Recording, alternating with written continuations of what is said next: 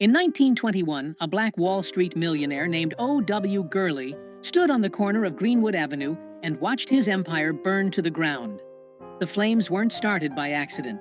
They were lit by a white mob armed with dynamite, deputized by the local government, and flying in airplanes overhead, dropping firebombs on his neighborhood. His name? You've never heard it. And that's exactly what they wanted. Because if you knew there were black millionaires when your great-grandparents couldn't even vote, it would shatter everything you were taught about history. Let me show you 7 names they buried. Between the 1890s and 1930s, something extraordinary happened in America that your history textbooks conveniently forgot to mention.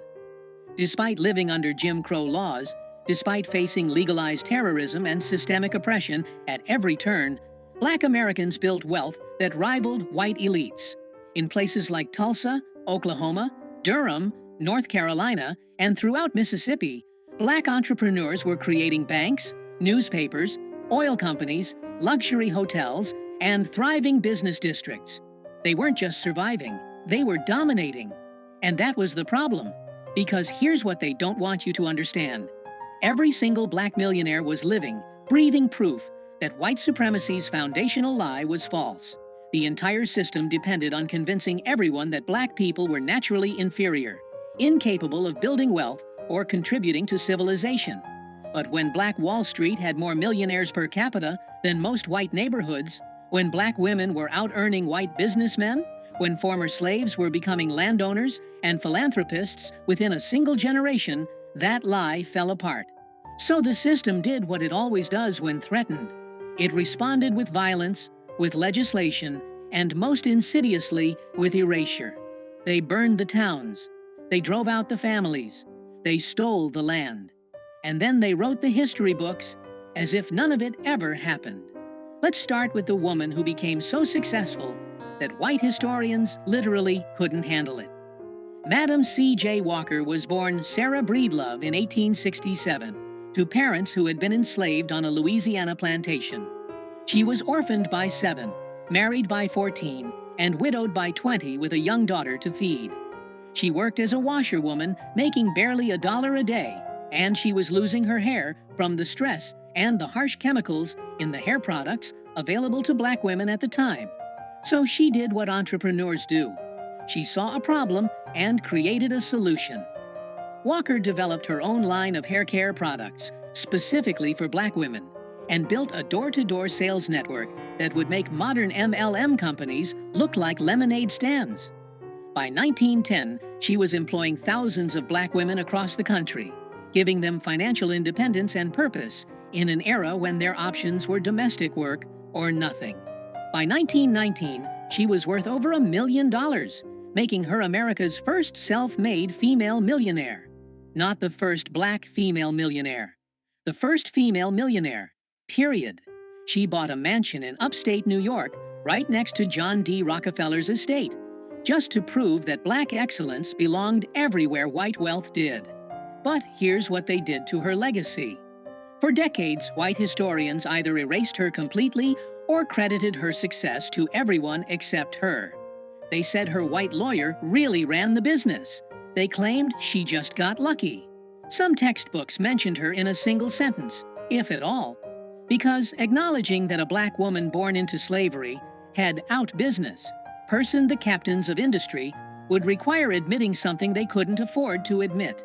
And it gets worse, because while Walker was becoming famous, there was another black woman who was even richer, and history buried her so deep that most people have never heard her name at all. Annie Malone was born in 1869 in Illinois, orphaned as a child, and built a hair care empire called Poro that made Madam C.J. Walker's company look small. At her peak, Malone was worth an estimated $14 million. She employed 75,000 people worldwide. She owned an entire city block in St. Louis that housed her factory, a school, a theater, and apartments for her workers. Walker actually got her start as one of Malone's sales agents before striking out on her own. Malone was the blueprint, but Malone made a critical mistake. She was too generous. She gave millions to orphanages, funded black schools and colleges, supported civil rights organizations, and became one of the first black female philanthropists in American history.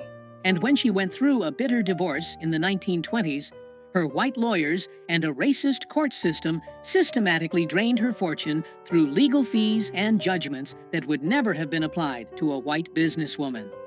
By the time she died in 1957, most of her wealth was gone, and history had erased her name so thoroughly that the innovations she pioneered were credited to others. Two of the richest self-made women in American history, both black, and for over a century, America pretended they didn't exist. Now let's go back to that burning street in Tulsa. O.W. Gurley was born in 1868, just 3 years after the end of slavery. He moved to Oklahoma during the land rush and used his savings to buy 40 acres in a section of Tulsa that would become known as Greenwood. He had a vision. He wanted to create a place where black people could build wealth without depending on white businesses that discriminated against them. So he sold lots exclusively to black buyers and opened a rooming house and a grocery store. Other black entrepreneurs followed, and within 2 decades, Greenwood had transformed into the wealthiest black community in America.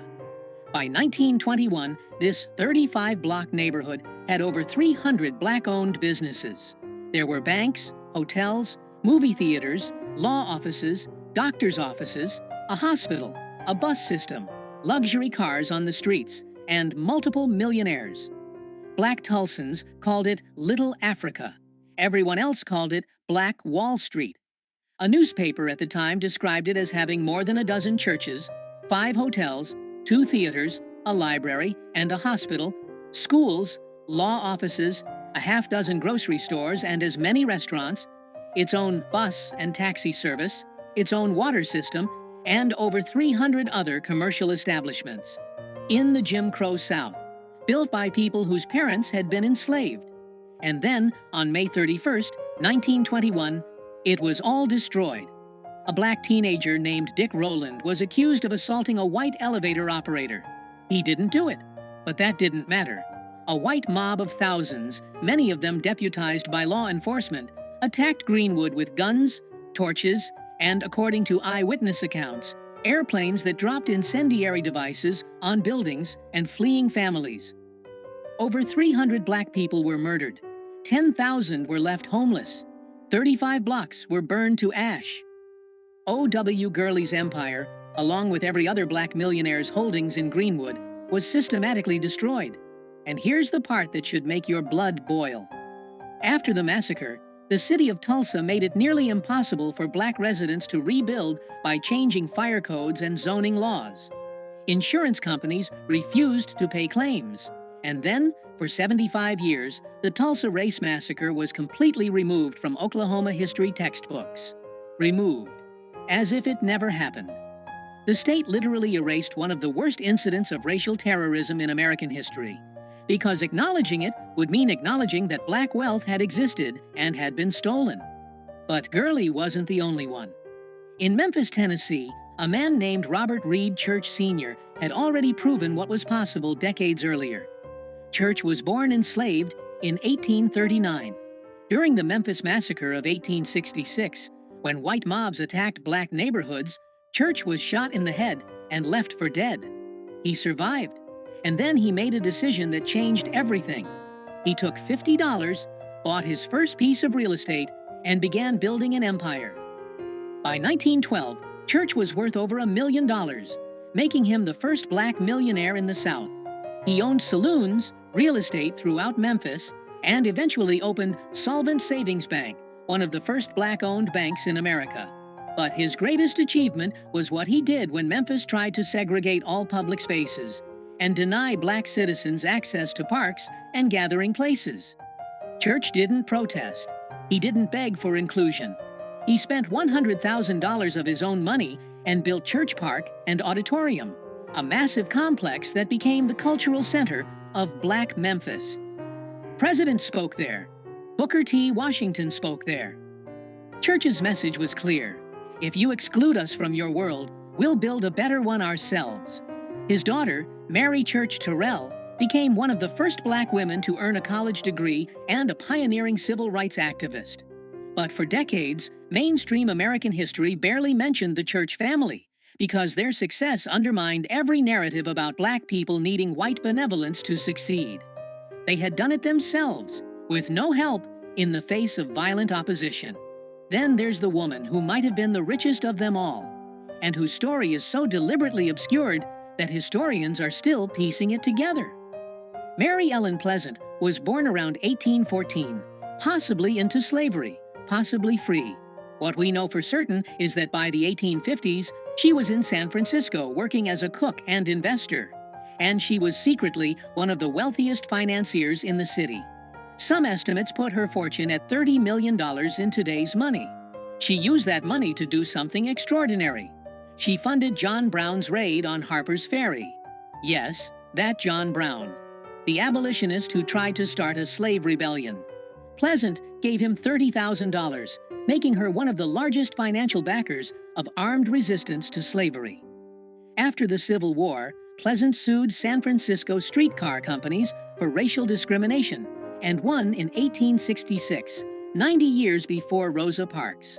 She fought for civil rights in court while building a business empire in real estate and boarding houses. But when she got into a legal battle with a white business partner who betrayed her, white newspapers launched a smear campaign calling her a voodoo queen and a witch. Racist courts sided against her repeatedly, and her fortune was systematically stolen through legal manipulation. By the time she died in 1904, history had forgotten her name almost entirely.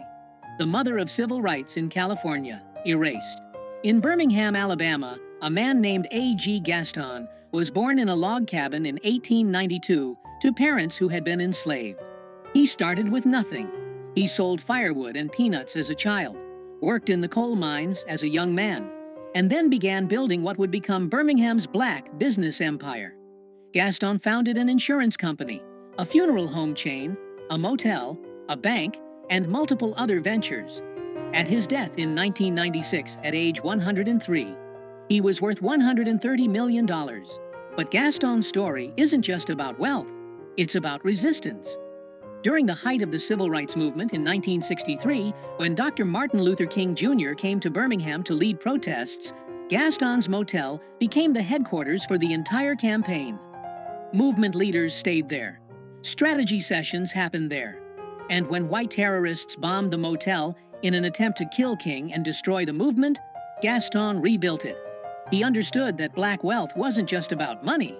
It was about having the resources to fight back, to provide safe spaces, and to fund the struggle for freedom. That's why they tried to erase these stories. Because black millionaires weren't just rich. They were dangerous to white supremacy. And finally, there's Biddy Mason, whose story might be the most incredible of all. Mason was born enslaved in Mississippi in 1818. In 1848, her master converted to Mormonism and decided to move to California. And he forced Mason to walk the entire 2,000 miles behind his wagon train, herding cattle while caring for her 3 daughters.